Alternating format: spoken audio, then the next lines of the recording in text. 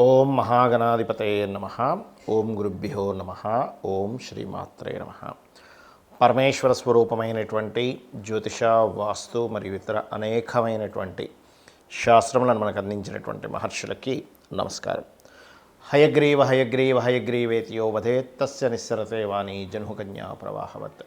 అరుణాం కరుణాతరంగితాక్షీం ధృతపాశాంకుశపుష్పబాణచాపాం అనిమాదిభిరావృతాం మయూకైః అహమిత్యేవ విభావయే భవానీం. శ్రీమాత్రే నమః. ప్రేక్షకులకి ఆ లలితాంబిక అమ్మవారి యొక్క అనుగ్రహం పరిపూర్ణంగా కలగాలని మనస్ఫూర్తిగా కోరుకుంటూ మనం ఈరోజు చెప్పుకోబోయేటువంటి టాపిక్ ఏమిటి అంటే శని వక్రత్యాగము.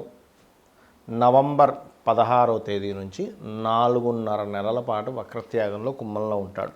అంటే ఇన్ని రోజులు వక్రించున్నాడు, రెట్రోగ్రేషన్ అంటారు. అంటే ఆయనే వెనక్కి తిరగడు, గుర్తుపెట్టుకోండి. ఈ ప్లానటరీ పొజిషన్స్ ఏవైతే ఉన్నాయో, ఈ భూమి తిరిగేటువంటి విషయం కానివ్వండి, సూర్యుడు ఉన్నటువంటి పొజిషన్ కానివ్వండి, శని ఉన్నటువంటి పొజిషన్స్ కానివ్వండి, వెనక్కి వెళ్ళినట్టుగా సర్క్యులేషన్లో అనిపిస్తుంది.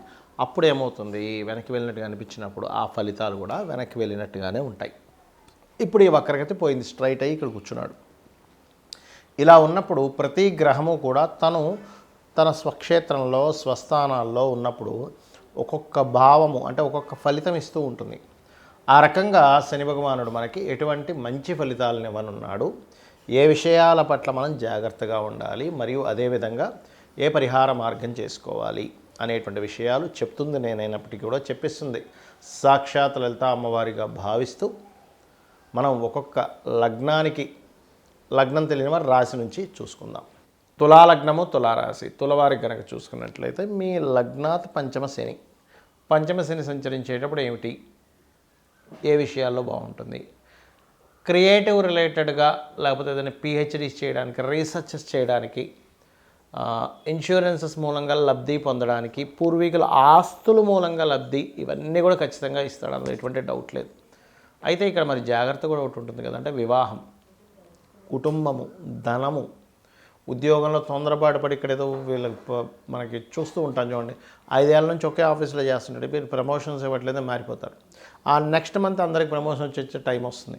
ఇక్కడ అనవసరంగా అది వదిలేసి ఇంకో దగ్గరికి వెళ్ళి అది నచ్చలేదని ఇంట్లో కూర్చోవడం, ఇట్లాంటివన్నీ కూడా జరుగుతాయి. తులావారికి పంచమ స్థానంలో శని ఉన్నందుకు. ఎందుకు లాజిక్ ఉండాలిగా, ఎందుకు అంటే పంచమం ఈజ్ ఆలోచన, సాటర్న్ ఈజ్ కర్మ సంబంధించిన ఆలోచన రాంగ్గా ఆలోచిస్తారు. అంటే ఏంటి, ఇన్ని రోజుల నుంచి లేదు, ఇప్పుడు ఎక్కడ ఇస్తాడులే ప్రమోషన్స్, ఎక్కడ పెరుగుతాయిలే, మారిపోతే బెస్ట్, కానీ ఇక్కడే రాంగ్ స్టెప్ పడుతుంది మీకు. సో ఈ యొక్క విషయాల్లో చాలా చాలా చాలా కేర్గా ఉండండి.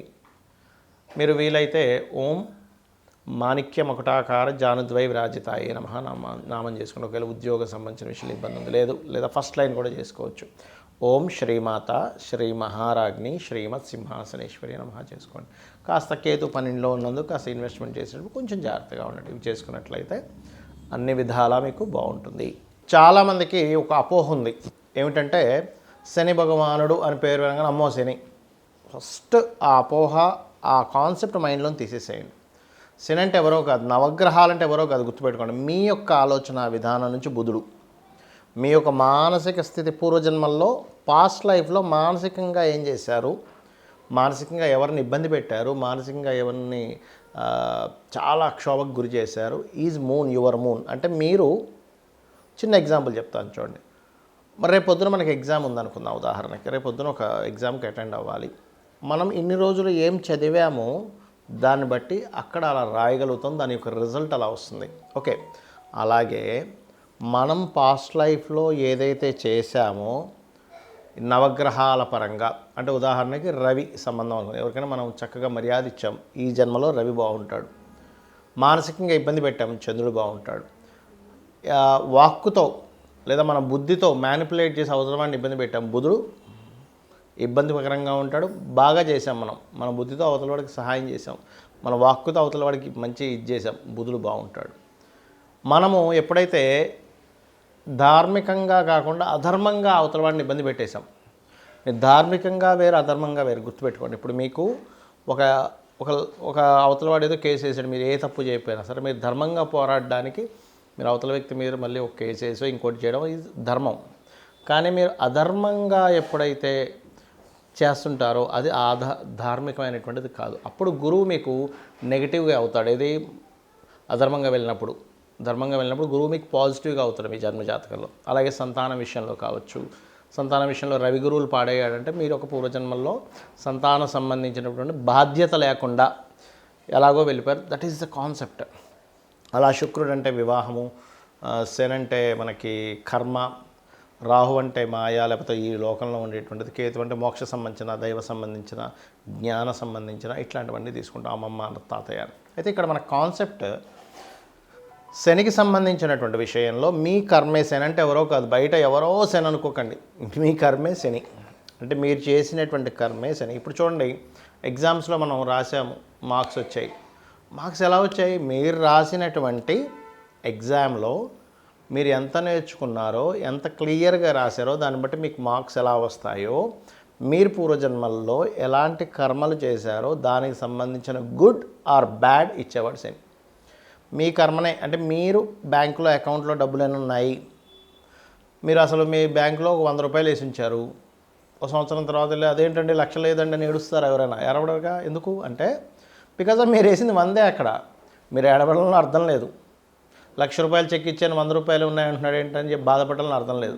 100 రూపాయలే మీరు ఎలా డ్రా చేసుకోగలరో పూర్వజన్మలో చేసినటువంటి కర్మ అంతే ఇస్తుంది. ఆ 100 రూపాయలు ఉన్నాయా, 1000 రూపాయలు ఉన్నాయా, 1,00,000 రూపాయలు ఉన్నాయా, కోటి ఉందా, 100 కోట్లు ఉందా, 1,00,000 కోట్లు ఉన్నాయని చెప్పేదే శని. గుర్తుపెట్టుకోండి.